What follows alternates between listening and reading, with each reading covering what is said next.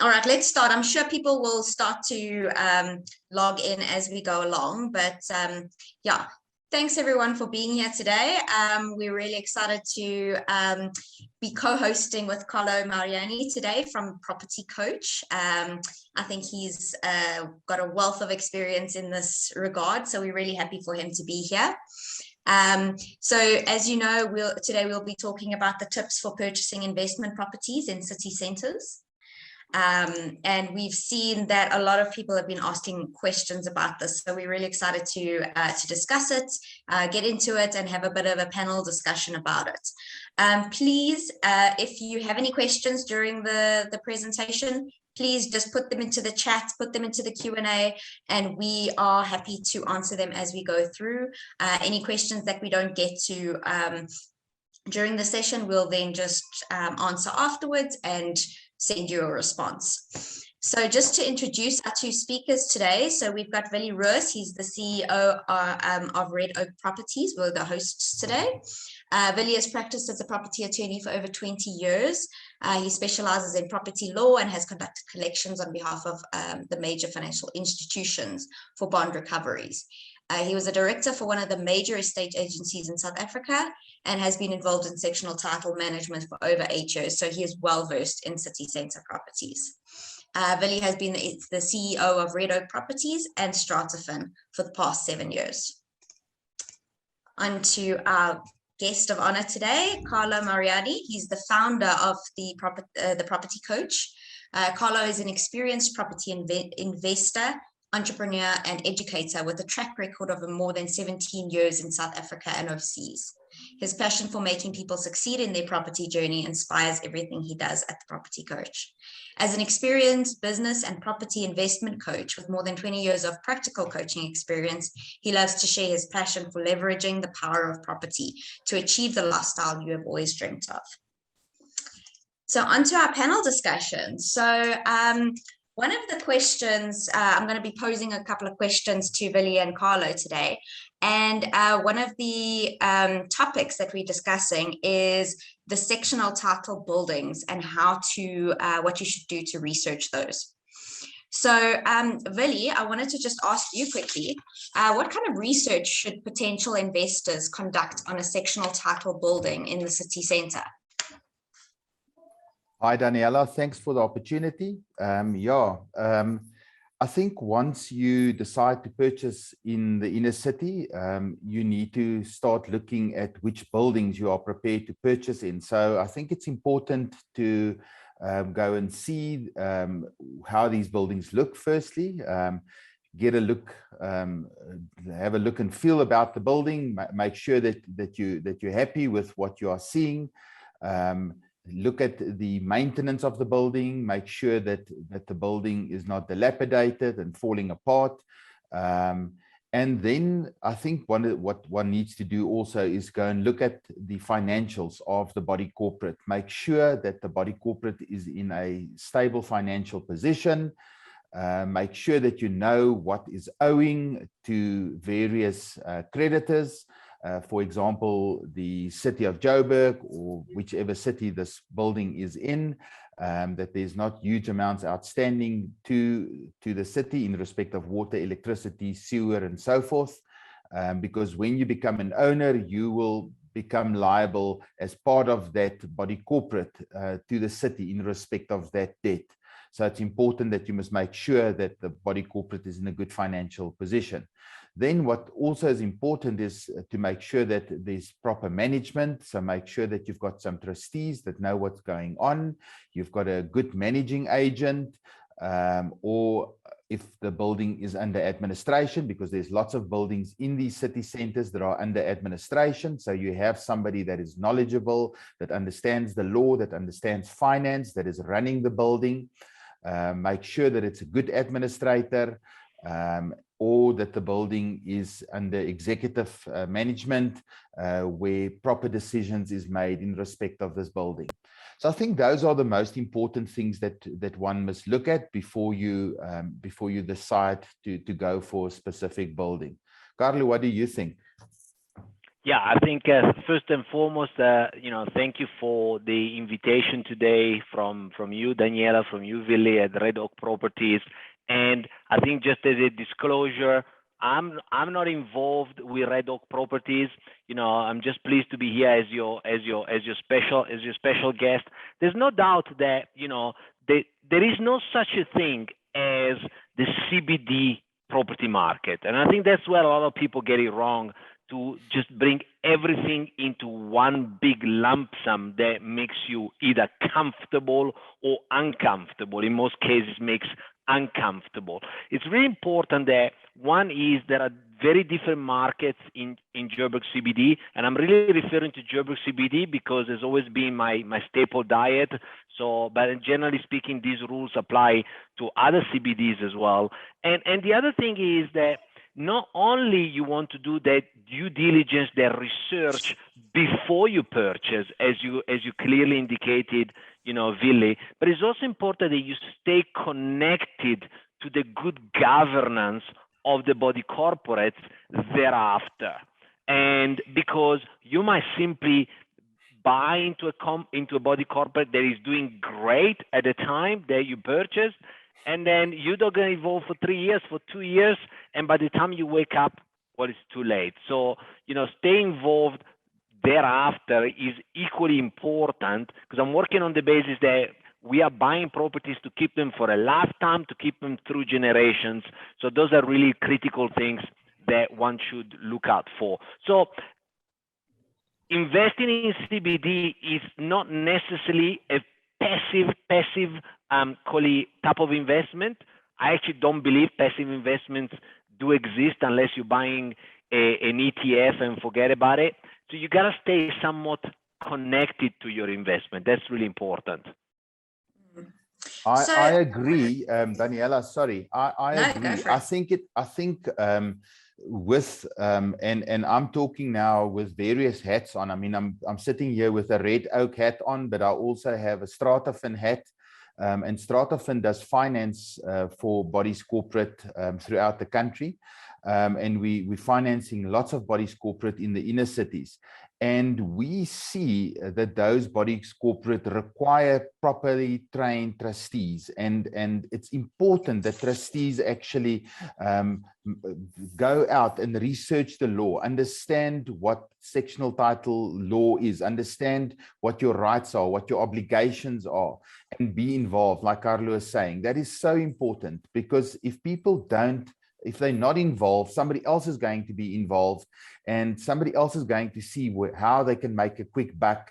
And we see that there's many unscrupulous people out there that want to hijack these buildings and want to get their hands on the finance of bodies corporate.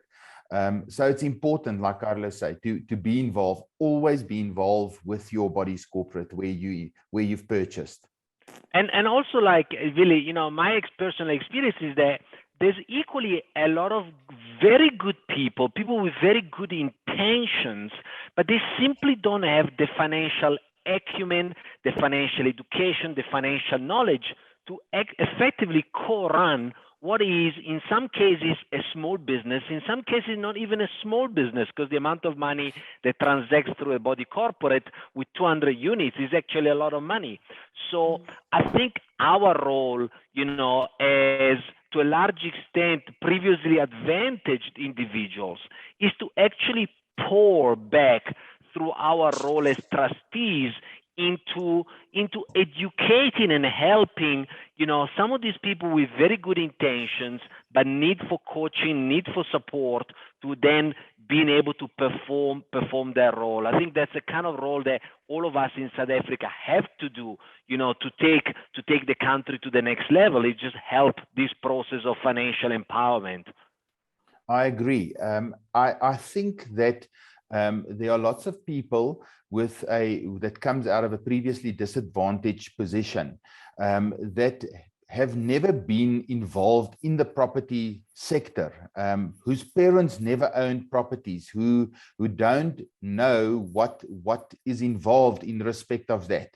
And from our point of view at Stratafin, and I've got my Stratafin hat now on, I mean, we do a lot of training. At least once a month, we do a webinar where we try and give advice in respect of how to budget, how to run a proper AGM, those sort of things.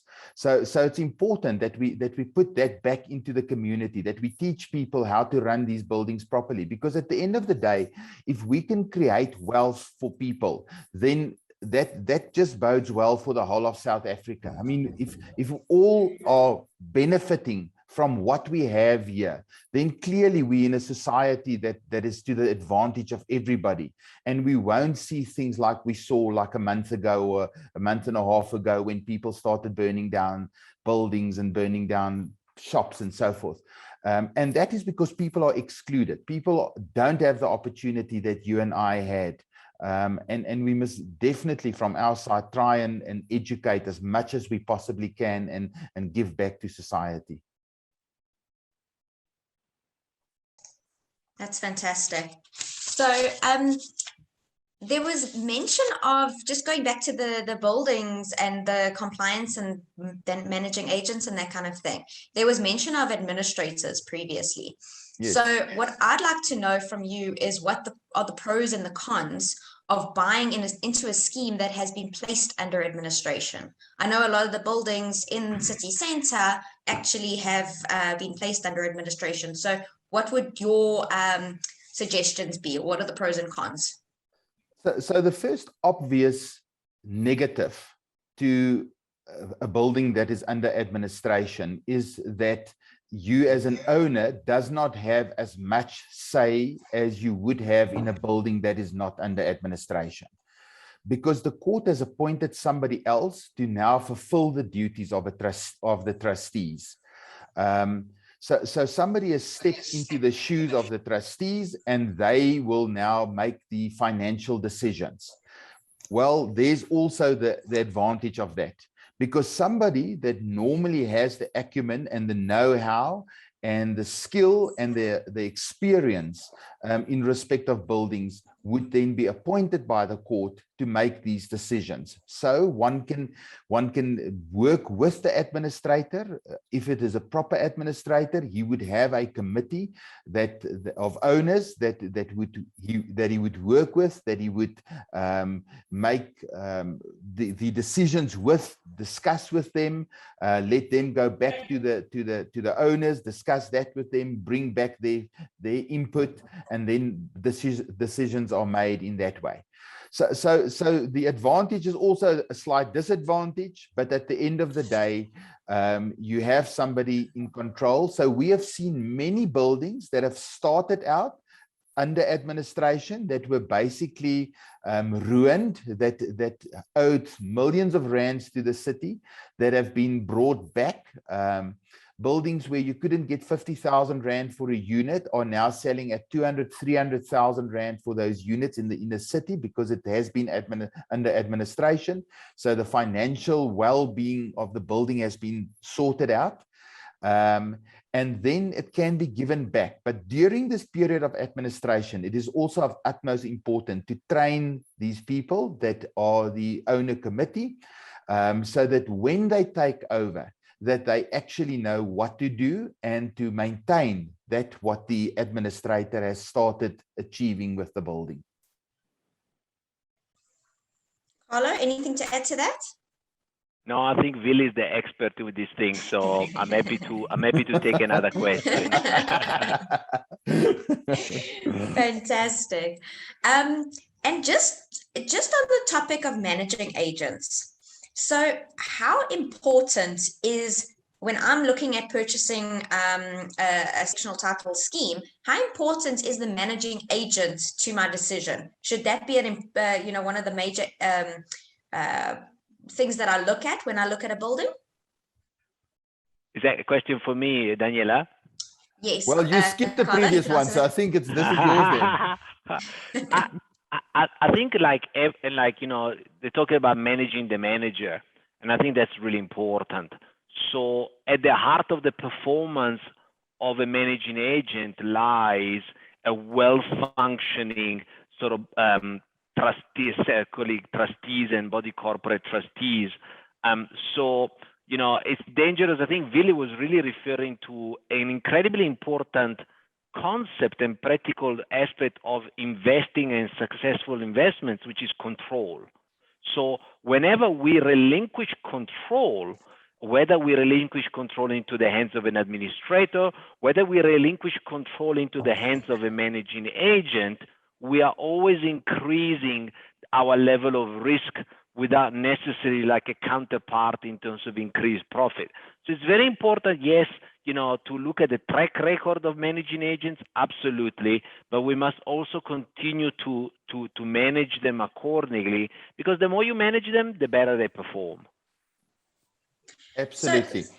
Can I also just say the following? I mean, it is also very important to make sure that your managing agent is registered with the EAAB, because you have that advantage that if money goes into a trust account of a managing agent and that money disappears, then you have the fidelity fund that will then make sure that the body corporate is reimbursed. So you've got that insurance policy there for you.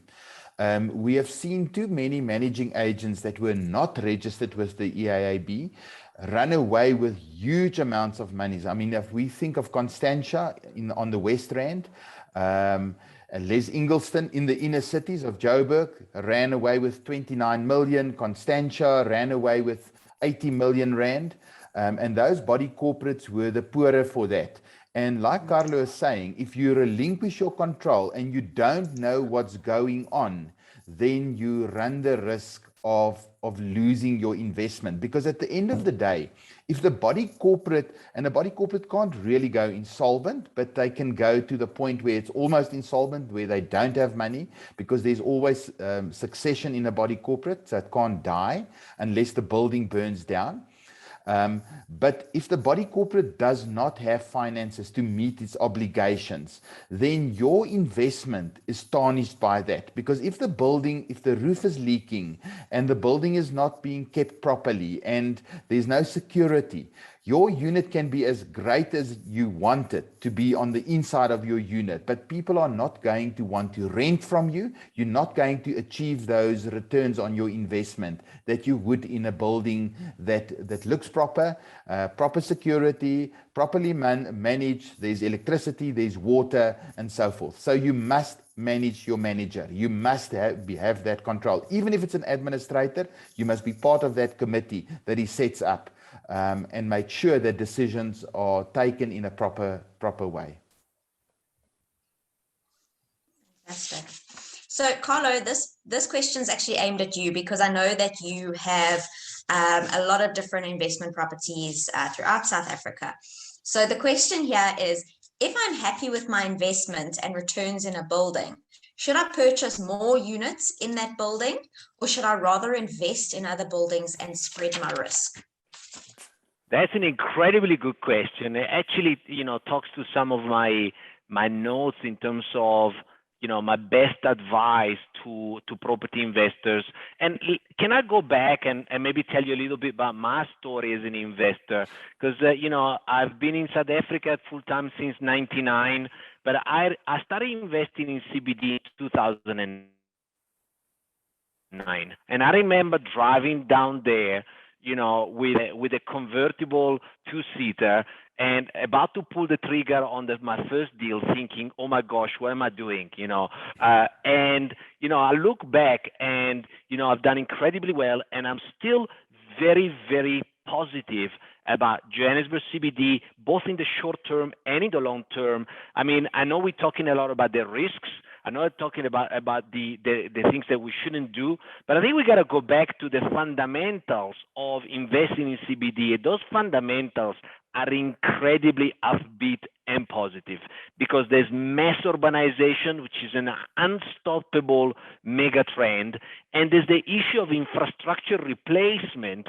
You know, it's a bit technical, but the reality is that with the limited amount of money that we've got at government and provincial level, you know, the ability to roll out infrastructure is really dependent on massive densification. That's why CBD is going to be continuing to be a place where both public money and private money are going to continue to pour to actually make this place a great place to invest, to live, to build, to develop. And that's really, really important. But if I look back at my journey, and one mistake that I made, which it then took me years to undo, which was I thought that my best way to reduce risk was to diversify. And one day I woke up and I almost didn't remember in which building I had units and how many units I had in each building. And that sort of like got me to a point where I was starting to lose control, and I was starting to actually have too much risk, because how many buildings can you control, can you keep your eyes on when you are a single investor? Not that many.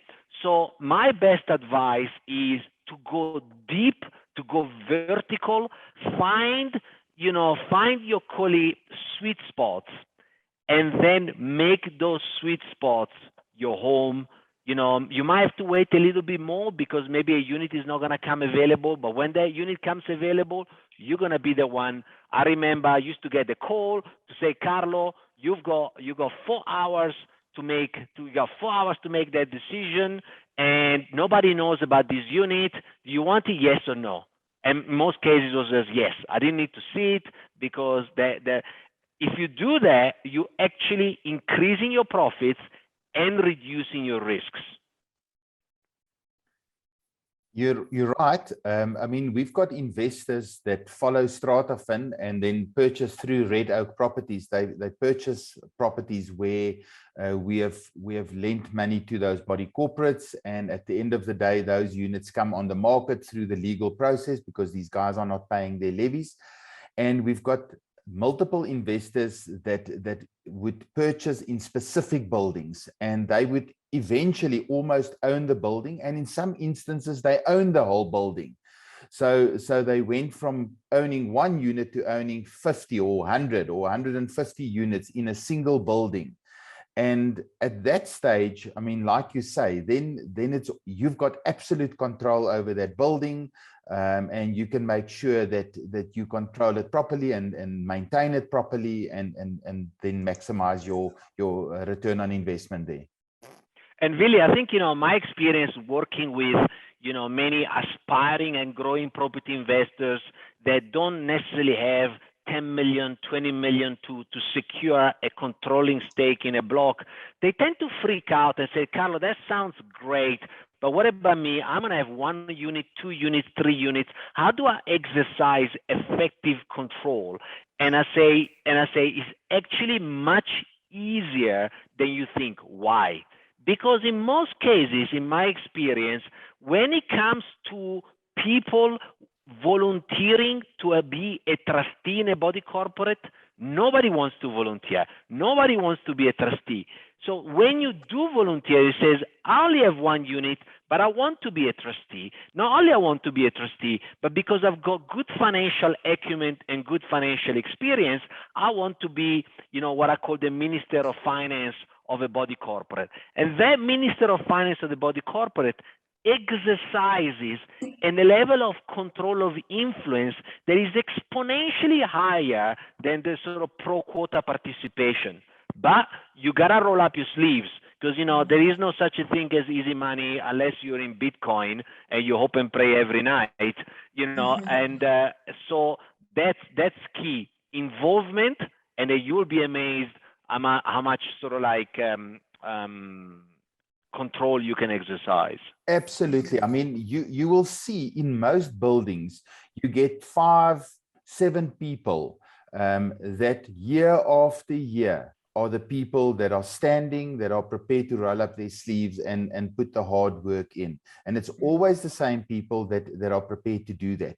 And if it's your money that's in that scheme and you're investing there, then you should be the one that rolls up your sleeves, because like you say, that's how you make money. That's how you get that scheme to go forward, and then improve your investment in that scheme. I mean, obviously, if the scheme is properly run, your rentals will be higher, and at the end of the day, when you exit, your capital growth will be so much higher on that as well. I just saw that there's an interesting question here from Clifford, where he's asking, can a managing agent and trustees amend conduct rules in a scheme without the consensus from the owners? So, Clifford, it's a very interesting question, and we need to make a distinction between conduct rules and prescribed management rules. So conduct rules are those rules that tell you how you can conduct yourself. Can you wash your car in a parking bay? Are you allowed to make noise, and so forth? Those sort of rules. So those rules is changed by way of a special resolution. A special resolution needs to be given notice of 30 days notice of a special resolution to change the rules. And then a quorum of the body corporate needs to be there. So that is 33% of the owners needs to be there. And then the majority of those owners need to vote in favor of that amendment. And that change of those conduct rules will then you will be able to register those with CISOS, and they will then become applicable. If there is no quorum on the first time that this meeting must take place, then that meeting stands over to the next week, 7 days from the date of your meeting. And then at that meeting, whoever is there constitutes a quorum. So if you have a building of 100 units and there's only 15 people there, and it's the second meeting, then those 15 people are a quorum in terms of the law, and the majority of those 15 people, so you need 8 people to make a decision, and that will then constitute a valid change of those rules.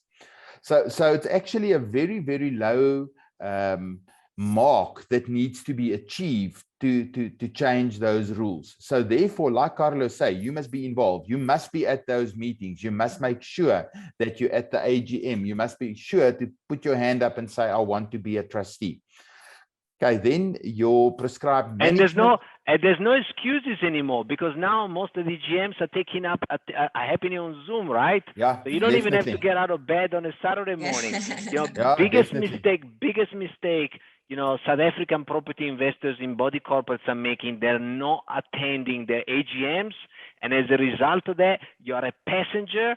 And when you're a passenger, you just got to hope that your driver is going in the right direction. And if he or she are not, then you're in trouble. By the time you realize, you hit the wall. Yeah, definitely. In respect of prescribed management rules, the watermark is slightly higher, or not slightly. It's very high. You need a 80% participation of owners at a meeting. So 80% of the owners need to be there. It's also a 30-day notice period, with the amendments to the rules must be part of that notice. So you need to know what you're going to vote on. You then, the 80% can then make a decision, and it must be a unanimous decision by that 80% that is there. If you abstain, then it's seen as if you were not at the meeting. So as long as the 80% is still there, so there's 100 units and there's 85 people, 5 people abstain, then the 80 that votes, if they all vote in favor of that change of that prescribed management rule, then the rule can be changed and can be registered with CISOS. So it is a higher mark than a conduct rule. So definitely it can be changed, but it cannot be changed by a managing agent and a trustee's decision. So from the question, can't happen like that. So one needs to see how the rules were changed in your case, if the rules were then changed. Willie, just one more question from Clifford there is, how do owners go about removing a managing agent? Okay, so in general, the decision to appoint a managing agent is the decision of the trustees. So the Act gives that prerogative to the trustees to make their decision. However, trustees act on behalf of the owners.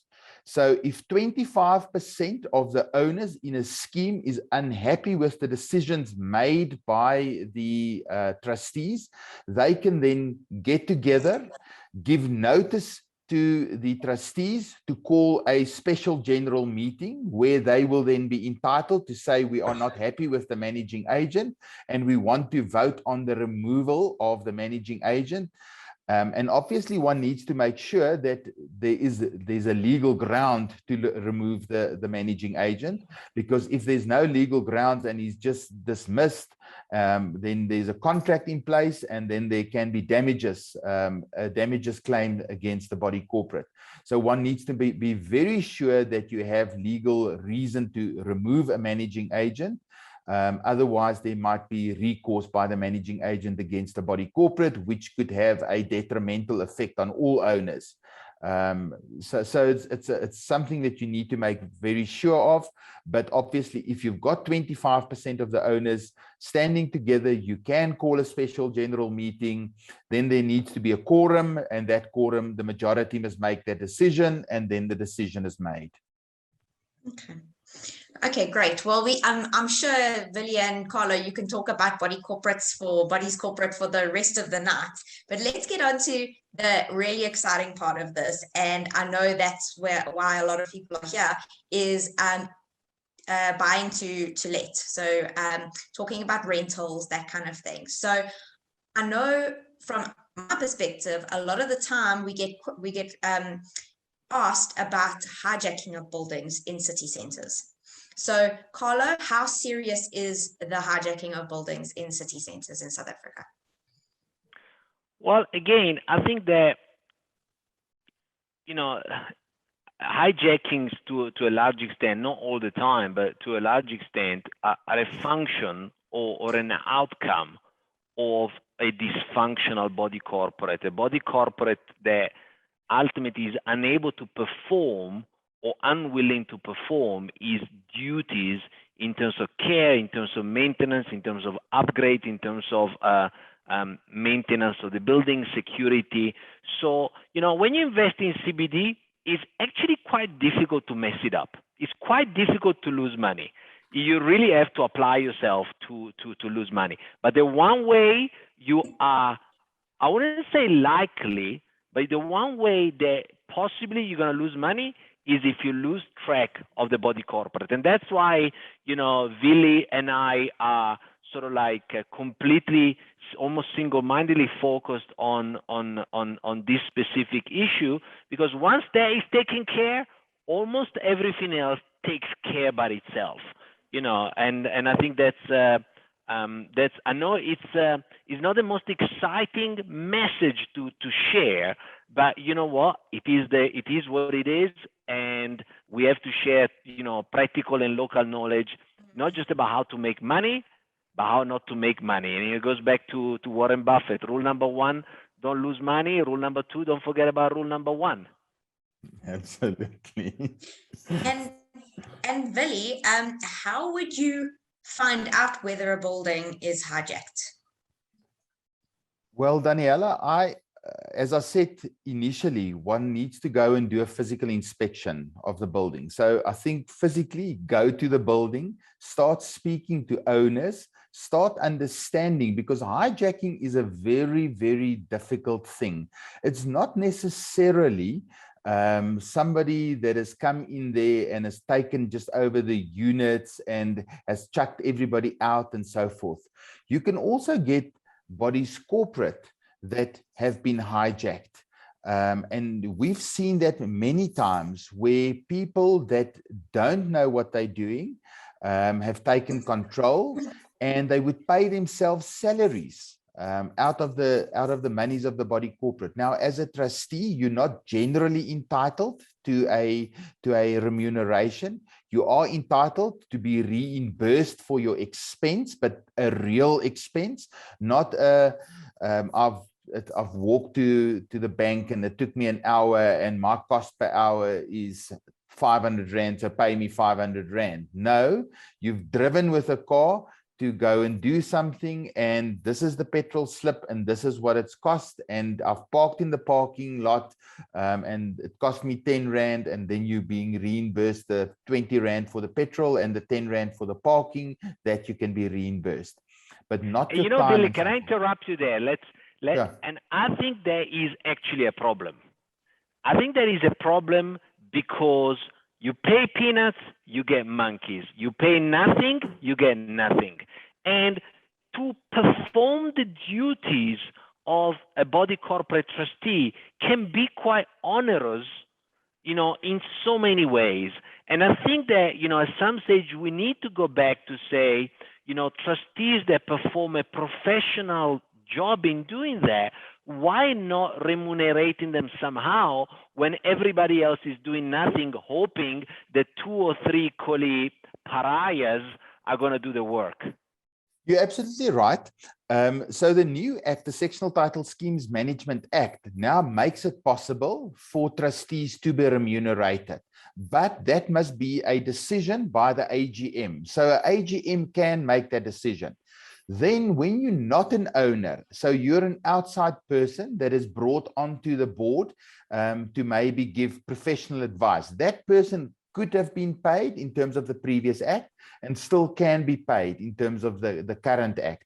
So you do get people that act as professional trustees, and they sit on various boards of body corporates or boards of trustees of bodies corporate, and they give a professional service, and they know the law, they understand the law, and they would give proper advice, or they are good with finance, and they can assist with the drafting of the budgets and so forth.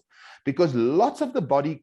And is that part of your services that you offer through your group of companies? So we are not a professional. We're not professional trustees. It's not one of the services that we offer, but one of the associates that we deal with. For example, Zerlinda van der Merwe. She has a service like that, and she then sits on a board of trustees as a professional trustee, and she will give advice. But that can be expensive. But as you say, I mean, if you pay peanuts, you're going to get monkeys. So that's the problem. And she's no monkey. So she's got a master's degree in sectional title law, practiced as an attorney also for a long period of time, part of PADOX, so the University of Cape Town, where the Sectional Title Schemes Management Act was written. So she's got a wealth of knowledge, but they charge. Daniela's just dropped Zerlinda's details there. So she sits in Cape Town, but obviously these meetings take place via Zoom. So she can sit in on a meeting, on a trustees meeting, and then charge for that meeting and so forth. But it's not something that we do. Unfortunately, we don't have the time for that as well. I would love to help, but it's not possible to do all of that. I won't sleep. Yeah. Well, Willie, what do you do between 1 and 3 in the morning? Come now. Don't do what I do to you ladies in the office, eh? Okay, so just back onto the topic of buy to let and rentals and invest and tenants and that kind of thing. Carlo, how can a potential investor determine whether a property will bring them an acceptable yield? Well, I went to a very, very expensive university. And the only thing I remember from those years is that a professor that told me, whenever you get asked a difficult question, always answer it depends, because it makes you sound intelligent and it gives you time to think about an intelligent answer. So with that in mind, an acceptable return will really depend on a number of things. Will depend on what is the personal profile of the investor. Will depend on the financial structure that one brings to the party in terms of access to loans and access to third-party money. So, one of the things I bring to my community as the property coach and the Property Hack Club is really, stop working for money and start making other people's money work for you. And that's where the power is. If you look at the first deal I did in CBD in 2009, I bought a property for about 105,000 rand with a 10,000 rand deposit, and that property is currently worth about 220,000 rand, and I have collected on average about 4,500 rand of rent for the last 12 years. So that's a kind of return that you can make, and you know, that I have made, that I'm making, and it's still available in the market. It's not too late. You know, I want to say to those that are online and those that will watch, you know, this webinar on replay, that it's not too late. It's not too late. This COVID crisis has actually reopened a window of opportunity for those with the right knowledge, the right tools, you know, the right collaboration platform to benefit from what is undoubtedly a 20 to 30 year kind of mega trend in the property market. One of the sweet spots of the property market for ordinary South Africans, because, you know, you might say, you know, Sea Point is going to go great, but you need 4 million rand to even get into that. But here, you can still buy a very decent property for 160 or 170,000 rand. So there's no excuses to keep waiting, and keep waiting. And I'm gonna tell you a little joke that 2009, I make my mind up. I start buying the first property. I go to one of my greatest friends, you know, that I had met since as early as 99. His name is Monareng. And he says, Carlo, he looks at me and he says, you are brave. Now, when a great friend of yours tells you that you're brave, he's actually saying you're stupid. Yeah. Now, but I want to finish the story by saying that come 2018, he comes to me and he says, Carlo, are you still doing CBD? He says, yeah, of course, I've done great. I says, can you help me doing CBD? That was like about 9 years later. Okay. So, you know, don't be one of those, and, you know, empower yourself, you know, with the kind of knowledge that, you know, Willie and you, Daniela, through Stratofin, then I'm bringing through the property coach. Don't go in, you know, on a wing and a prayer, but at some stage you got to start taking action. You can't just keep living your life on a webinar thinking, I think I should do it. And then tomorrow you say, no, I don't think I'm going to do it. So yeah, I've digressed a little bit, but I think that was an important message I wanted to share. Definitely. And you're absolutely right. I mean, there's so many properties still available in the market at 150, 200,000, 250,000, where you're making between 4,500 to 6,000 rand rental out of those properties. I mean, that's 60,000, 70,000 rand rental on a 200,000 rand property. I mean, that yield, what is that? 40%. Where can you get that kind of yield anywhere, except out of these properties? So there's such an opportunity for people that are prepared to roll up their sleeves and put some effort in there and make sure that they've got the right tenant. I mean, check your tenant. Make sure that the tenant is employed. How do you get those? Well, obviously, one will do a credit check. You will check bank statements. You will check salary slips. So you will do those checks to make sure that you've got a tenant that is worth your while, and not somebody that's going to pay a deposit and then run away, or not run away, but never pay rental. And obviously, one also mitigates your risk in respect of a tenant that is a bit more risky by increasing your deposit. And if a tenant can't pay a higher deposit, then one must be wary to decide if this is the right tenant for me. So rather wait a month and get the right tenant in place than put a tenant in place merely because you want to get that 6,000 rand. Because I think Carlo can tell you, I mean, if you've got the wrong tenant in there, it can be difficult in terms of our law to get rid of somebody, to get somebody out of the property. And you might then lose 6 months worth of rental, where if you've just waited a bit and got the right tenant, and then you've got a tenant for life or for a long period of time, you would have a great return on investment. So one must make smart decisions. You must check these things out and make decisions that are intelligent. Just not grab the first tenant because you need the money immediately. I don't know, Carlo, what do you think?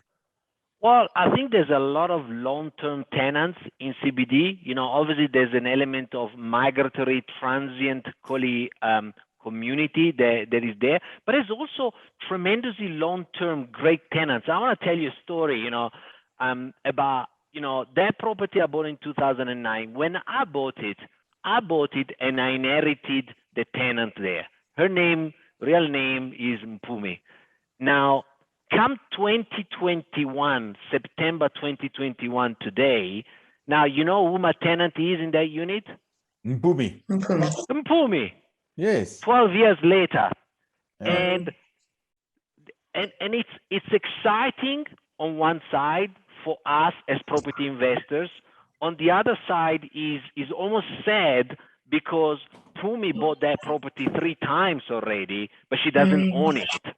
Now, and that's one of the challenges, not just of financial education, but it's also one of the challenges that, you know, the credit score, you know, the financial profile of a lot of these tenants actually shuts them out of the property market. That's a discussion that, you know, one should have with the CEOs of the large banks, because that's certainly not helping, you know, the growth of this country moving forward. But me as a micro entrepreneur, that's a massive opportunity, because there are so many people with credit scores impaired, and more through COVID. They actually are condemned, and I have no other words, condemned to a life of tenancy, or at least another 4 or 5 years of tenancy, and that brings a very healthy rental market of people that, you know, can only afford to rent. And that's one of the reasons why I remain very, very positive, you know, on the Joburg CBD and some of the larger CBDs in South Africa as an investment market. Yeah. And Carlo, sorry, Willie, carry on. No problem. I just wanted to say, I mean, we've also where we've bought debt or where we've assisted Bodies Corporate in many buildings. Many of these units have tenants in there, people that are paying rental, and that owner or the person that has taken control of that unit is not paying the levies. And at the end of the day, that property is sold in execution, and we will then sell it through the Red Oak platform. Those are going with that tenant, and that tenant has been paying rental. It's not the tenant's fault that this property is being sold. That person is a great tenant to have, and now somebody's going to be put out on the market because an owner is not paying his levies, or the person that has got control over the property is not paying levies, and you lose actually a wonderful tenant. So we've had many properties that we have sold like that as well. So you're absolutely right. Carlo, just going back to the topic of tenants and rentals and that kind of thing, what is your opinion about using estate agents to find tenants, to vet tenants, to manage the tenants on a monthly basis? Do you recommend that, or do you recommend doing it yourself? I think that, you know, in CBD, you should definitely use specialized letting agents that have got existing capacity and capability in that specific market. I think that a CBD property investor should focus on 2 things. Should focus on, 1, finding the deals, and the second one is in proactively managing the body corporate risk. That's what an investor should do. Let the colleague, you know, day-to-day work. You're gonna have a call of 45 minutes with your managing agent, let's call it your letting agent, you know, once a month. Look at collections, look at any situations that needs to be handled. You know, like Willie, you know, like I think you're probably Afrikaans, and that's as far as it goes in terms of finishing klaar. You know, that's it. That otherwise you're gonna buy yourself a new job. And I think people invest in property rightly so, because we don't want another job. We don't even want the first one. Why we should get a second one? And 10% to be paid to a quality property manager that's going to do all of that is actually peanuts. Is the best investment you can ever make after buying the property. Well, that's fantastic advice. I'm really glad that I asked that question. I'm just looking at time now. We're kind of running low on time. I see there is a question. Okay, Clifford says, great advice, Carlo. Thank you, Clifford. In terms of financing investment properties, I know, Carlo, on the Property Coach website, the webinars that you run, you talk about a lot of times, you know, how to get investment money, that kind of thing. My question is, do the banks still tend to finance sectional title properties in the city centre, or is it best to look for other types of sources of money? So banks' money is always going to be the cheapest money in town. Today, even more than ever, but even when interest rates go up, you know, it still remains going to be the cheapest money in town. So all avenues and routes should be followed to first try to tap into that money. Now, is that money available? Yes. Is it easily available? No. But can it be tapped into? Yes, it can be tapped into, but I want to just basically give two really powerful, call it practical hacks. You know, I call them hacks because a couple of years ago, you know, I've created the Property Hack Club, which is, you know, really where our community of investors, and I'm going to give you two hacks. Number one, when I say you, Daniela, I don't know if, are you an investor in CBD, Daniela? Not yet, but it is on my list of things to do. I'm going to keep you accountable for that, okay? So I'm going to talk to you, okay, as you prepare to sort of break the ice of your journey as a CBD property investor. Number one is prepare for slow approvals, okay? Now, this is very important because if you're going to package your offer to purchase where you're only giving yourself 28 days to raise the bond, you know, and you don't have an automatic extension clause, you know, that gets you to at least 60 days, you might well find yourself that your bond has not been approved and will be approved 2 days after your deadline, and by that time, you've lost the deal, okay? Now, because of the realities of CBD, plus the realities of CBD combined with the pandemic, approvals are happening, but are happening slower. So don't shoot yourself. You've done all the work to find the right deal. Don't shoot yourself in the foot by not giving yourself enough time. Okay, so that's number one. The second one, which is actually a little bit of tongue-in-cheek, is prepare yourself for the bond not to be approved.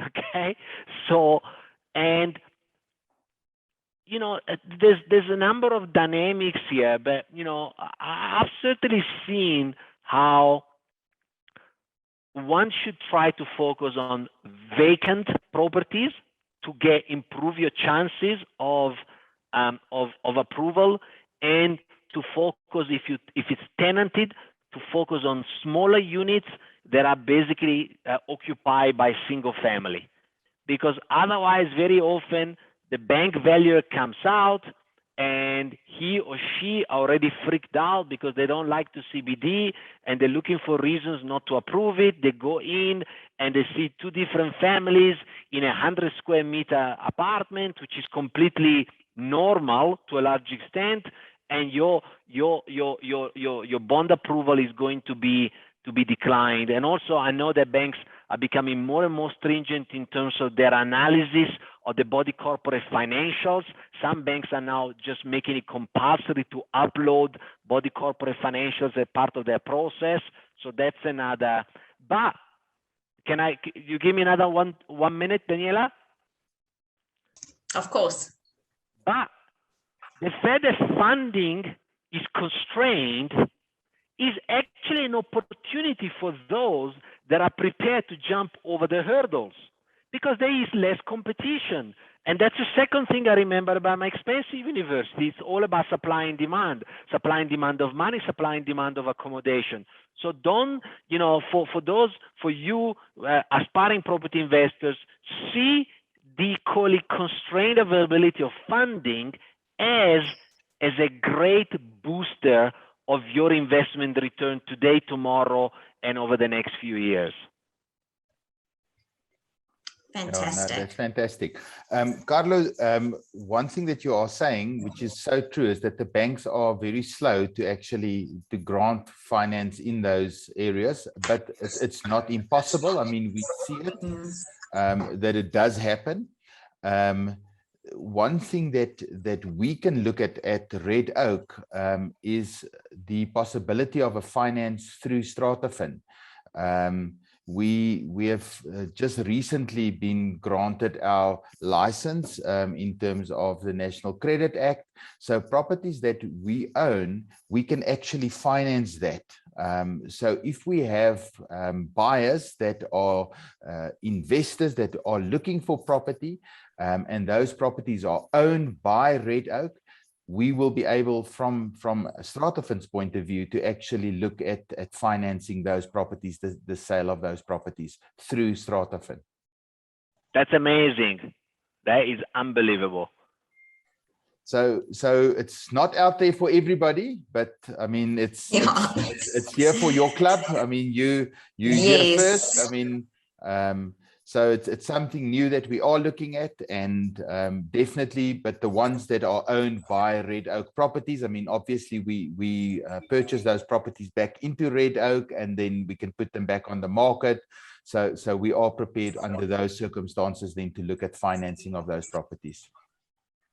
Yeah, and just on that point as well, I mean, we do have quite a few properties in the Joburg CBD that are available already, and those can be viewed on redoakproperties.co.za. And Carlo, please tell us a little bit more about the property coach and what you do with the property hackers, because I know there are a couple of your hackers on here, but there are other people that haven't heard of it before.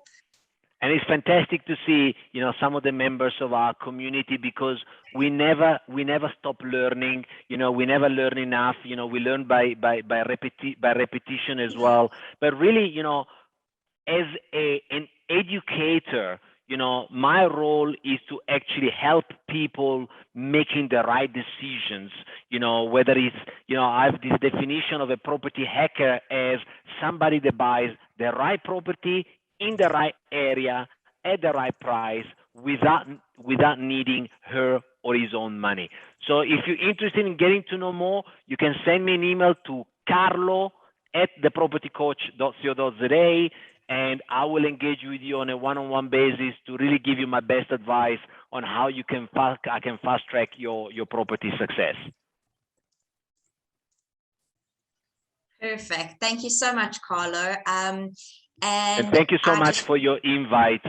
And I know you're doing a wonderful work, to really help, body corporates that are under distress. Yes, we really do try. So we're starting slowly to get through to those body corporates in the inner city, and we are starting to see a change in those buildings that we've gotten involved with. So but thank you so much, Willie. Thank you, Carlo. Thank you for being here. We really do appreciate it. And Yaku, you just sent a question to say, does Red Oak have any properties in the Pretoria CBD? As far as I know, we don't have any just yet, but there are some in the pipeline. So as soon as those become available, Yaku, I will send you an email with the list of those properties. Yeah, I can just say there are properties in Pretoria, in Sunnyside and so forth, where we've assisted those body corporates. Some of those buildings, we have assisted the building as a whole. So each and every unit in the building owes money to Stratafin, and at the end, if they don't come to an arrangement and pay those things, those units will be sold. So there are some of those buildings that will become available as buildings as a whole. So we are where we got involved under those circumstances. We will hold the building back until we can then sell the whole building. But obviously, where it's just individual units, those will become available, and there are many in Sunnyside. I'm not sure where we are in the legal process. I mean, Marilisa wasn't here tonight because she's the head of legal, and she would know where we are with those. But definitely they are coming available and on the market. Yeah. Yaku, I see that you said that's my area. I'll definitely get in touch with you, and I'll chat to Marilisa tomorrow as well, just to find out how far we are in the process. But thank you so much, everyone, for being with us tonight. It's been a fantastic discussion, and it's been such a great experience to both you, Willie, and Carlo, and have this chat to you. So thank you again, and thanks everyone, and have a lovely evening.